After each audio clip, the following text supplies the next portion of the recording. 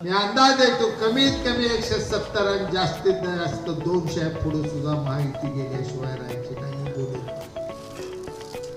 संजय राऊत म्हणत होता की 4 दिवस जाईल विषय मिटलेला ना आम्ही आता सत्य येणार आहे पुन्हा पुन्हा तुरुंगात टाकाय वाढवलं काय गड्यानी आधी काढलो त्या खूप तुरुंगात जाऊन आला 10-15 दिवस कुठे सगळा महाराष्ट्र तुरुंगात गेला पाहिजे काय माणसाचं मन तर कसं असतंय. आता या संजय राऊताचं या महाराष्ट्रातली जनता कधी काय ऐकणार नाही. लबाड लांड काय म्हणणार फसवाय शिंदे साहेब फडणवीस साहेबांचं वाईट बोलल्याशिवाय काय अनगॉड लागत नाही.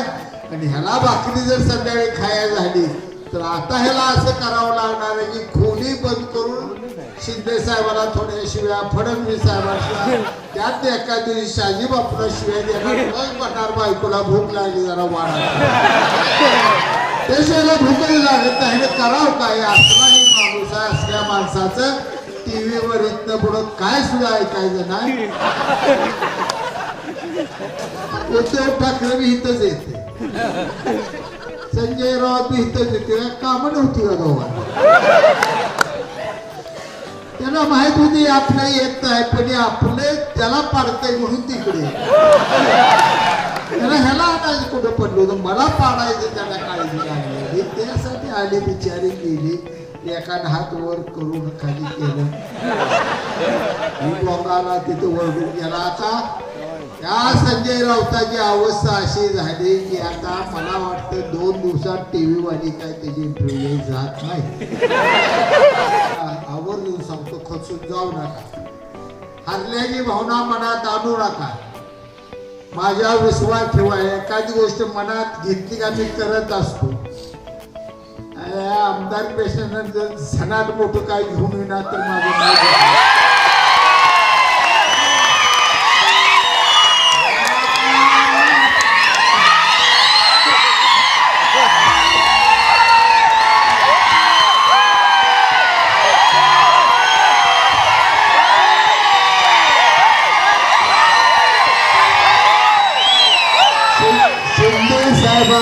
फडणवीस साहेबांकडून असं पद तुम्हाला घेऊन येतो.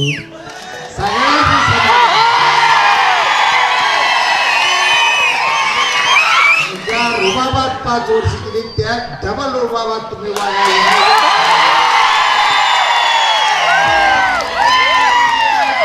कसं वाटतं याला त्याला एक सांगा 2 महिने थांब तुला कसं वाटतं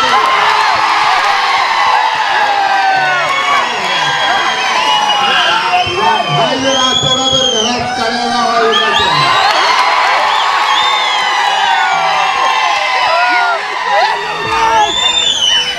माझ्या या मतदाराला कुणी धक्का लावण्याचा गर्वानं जर प्रयत्न केला जाहीररित्या इथून सांगतो हा शिवसैनिक आहे एकनाथ शिंदे साहेबांचा आवडता चेन्नई हिंदुहृदय सम्राटाचे विचार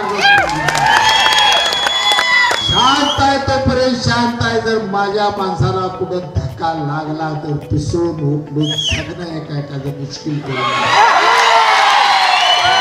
मला कोण फोन करतय बापू खचून जाऊ नका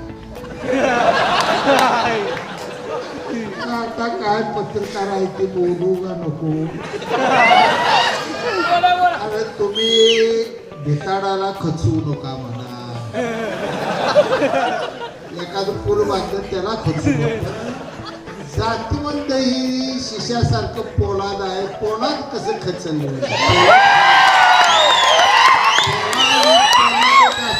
कधी खचत नाही झेजत नाही ते पाषाणापेक्षाही जड असतं ताकद. माझं हृदय भगवंताने दिलेलं हृदयाला दुःख करू नाही.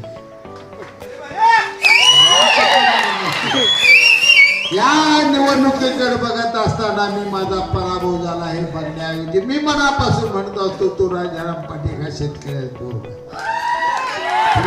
तालुक्यातल्या 91,000 जनतेनं मत दिलंय शेतकऱ्या पोटी सुद्धा हिच्यापेक्षा तुझे अजून नाही की पाहिजे काय माझं मन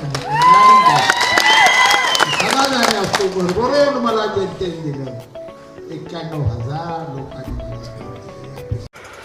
नवीन नवीन घडामोडी पाहण्यासाठी आजच आम्ही मुंबईकर 24 तासला लाईक करा, सबस्क्राईब करा आणि अपडेट रहा.